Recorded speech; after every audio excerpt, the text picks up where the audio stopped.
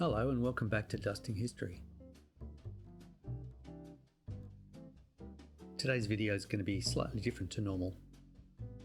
I'm only going to highlight one piece of the colorization process, one little tip or trick that I thought you might find useful. This image comes courtesy of Wikimedia, and it's one that I've spent many hours on already researching and colorizing. You can see the work in progress here. Now here's some of the reference that I gathered. I've tried to find armour of the period that has some of the same structural components as the armour I can see in the picture, and that one on the right with the blue is the most similar. As well as that, I found magnolias that look like the same type of magnolia that she has on her breast there. And I've even found a good copy or a simile for the flowers that are on her head. Now I've painted everything by hand, sampling from some of that reference, and you can see there's a fair amount of gold trim on her.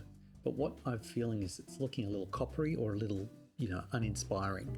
And rather than paint all those colours by hand, because there are many colours that go into a gold armour, like you can see in that reference, I'm just going to use a gradient map, which is the layer you see here. It pulls up a gradient, and the gradient goes from black to white, and you can remap that black to white with any colour you like. So I've already got one that I've set up, but I'm going to show you quickly how it works. You just sample different colours along the spectrum there, sampling them from the gold armour.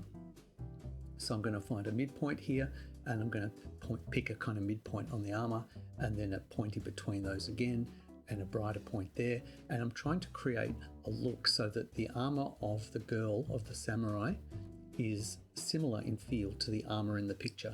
And some of that is also not just going from a dark yellow to a bright yellow, but going into a more green grey colour at the base, and then into some more variations of tone where, introducing little bits of warmth. A lot of that stuff will help give the gold colour a bit of pop. So here I feel like I'm pretty close. I'm actually not looking at a lot of her body. I'm looking mostly at the little rivets that I'm intending to make gold, and I think mostly they look right.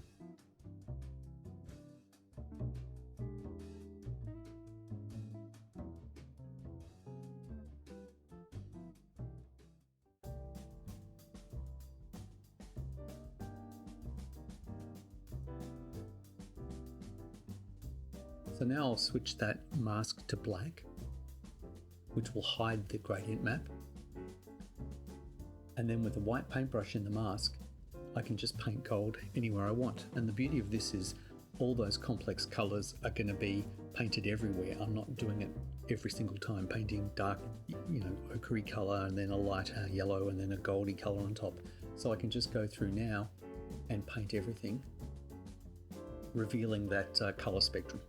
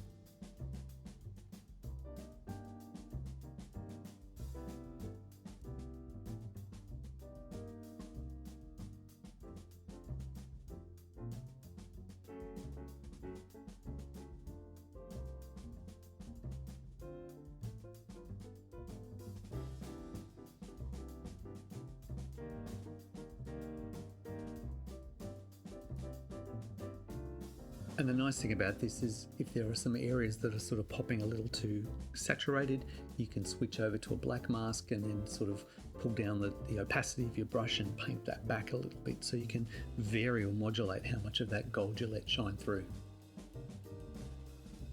And then of course the whole layer itself can be wound up and down in terms of its brightness or its contribution.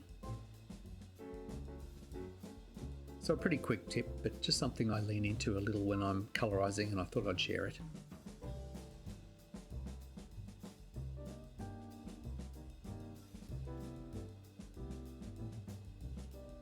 One day I'm going to get those wipes lined up correctly.